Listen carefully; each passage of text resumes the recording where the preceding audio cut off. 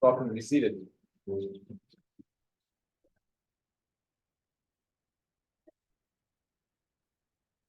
kingdom of God is like a mustard seed, which when sown upon the ground is the smallest of all the seeds of the earth.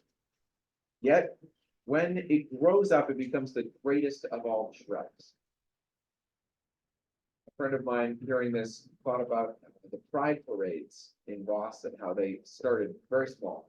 And then they've grown to where hundreds of thousands of people participate. The kingdom of God it's as if someone would scatter seed on the ground, and the seed would sprout and grow. He does not know how. But when the grain is ripe, at once he goes in with his sickle because the harvest has come.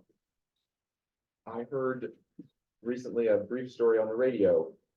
A man was speaking his gratitude for something that had happened 30 years ago. These are stories, short stories of gratitude for someone in your life. And he was speaking of a time when he was in particular difficulty, walking down a busy city street, and one of the city buses came so close to him that he felt it clipped the fabric of his shirt. And he thought to himself unexpectedly, oh, when that next city bus comes by, I could just lean out a bit farther and that would take care of all my difficulties. And in the very next moment, and this is why he was sharing the story, because he looked up and in the very next moment, among all the people looking down or looking away, one woman walking towards him on that sidewalk met his eyes and held his eyes and smiled genuinely into him. And he was sharing this story out into the world to say to her, thank you. Your genuine neighborliness cleared away the darkness for me in that very next moment. And I went on my way. And I thought some seed of care, some seed of neighborliness was scattered in that woman's life. And unbeknownst to that man, and he knows not how, that seed grew up in her until one day he happened to look up and receive the fullness of the grain, the fullness of that neighborliness, and it saved his life. So I share these as moments that show the truth of these parables that Jesus spoke. But also, come to think of it, the mustard seed is very tiny, but when it grows up, it's only 3 or 4 feet tall. So it's not actually the greatest of all the shrubs. So is there supposed to be something ironic in that from Jesus? And if that's true, is it still like the pride parade getting big? And actually, in the parable of the sowing and the reaping, it's the same person who sows and reaps, not one who scatters the seed and another who benefits. And actually, does Jesus mean that we're the farmer, or is God the farmer and we're the grains? Does it actually connect to the story I just told? The stories I shared are like these parables. But there might be other kinds of stories that are also like these parables. I can't quite pin down what Jesus is trying to teach me. So why is it, as we also read from St. Mark today, that Jesus did not speak to them except in parables? Why did he choose to speak to us this way?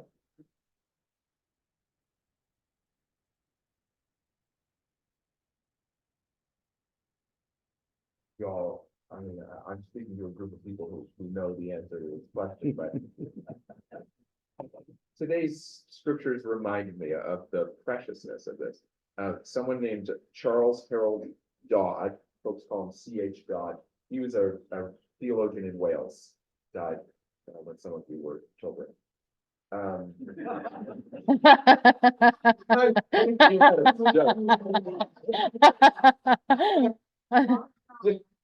He's a recent theologian.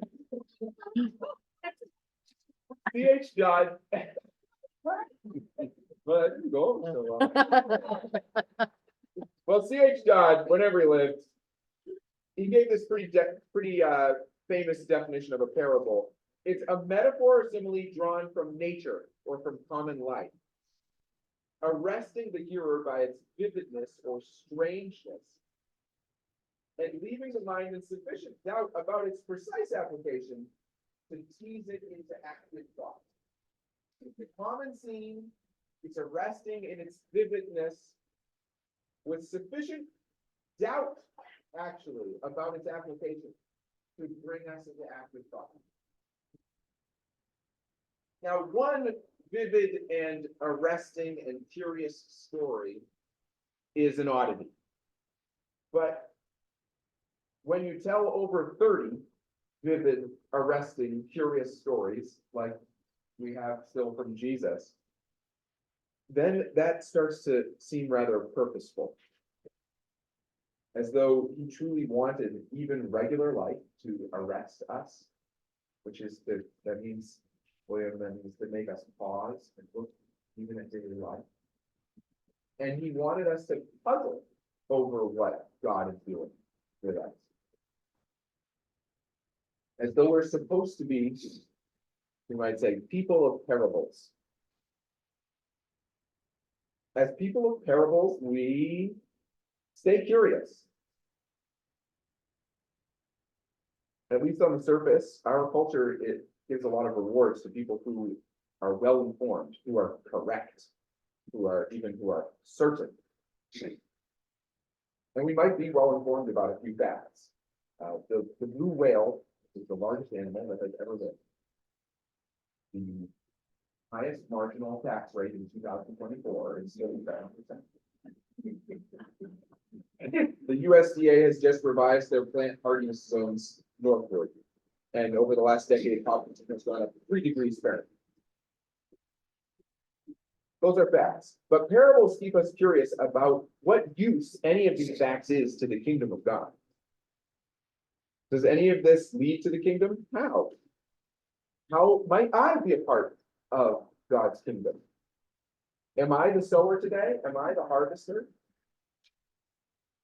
Because Jesus' parables don't correspond neatly one-to-one to just one piece of daily life, they keep us open. It keeps them from being trite, right? The early bird gets the worm. Okay, you were early, you got the good thing. You were late, you didn't. Yeah. Okay, that's just, it's a funny thing to say. But the parable doesn't correspond one-to-one like that. And so it arrests us and it makes us wonder. People of parables keep waiting for the next half of the surprise from God.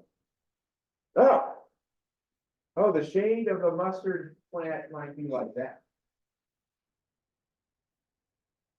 And people of parables will also be, if these are all drawn from common things, daily life, people of parables will also be drawn towards what God is doing in daily life. The blue whale is the largest creature that has ever lived.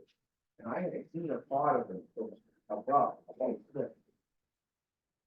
And they were full of the glory of God.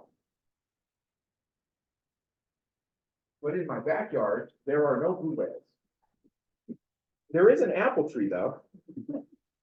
And Jesus was often talking about a fig tree or a grapevine or some beans. Is my apple tree maybe like those? Or Jesus did talk about taxes, but actually he didn't focus on the amount. It was something more like the intent of the taxes. Is God working through my taxes? People of parables are drawn to know God in what is close by. Jesus did not speak to the people except in parables. I open up with those couple of particular stories to celebrate that parables, Jesus' parables, do come true in our lives. And we can recognize that and name it and celebrate it. But I would like to close, you can call it closing, by celebrating that the parables are not completed yet. And God is very close by, completing them today in you and in me.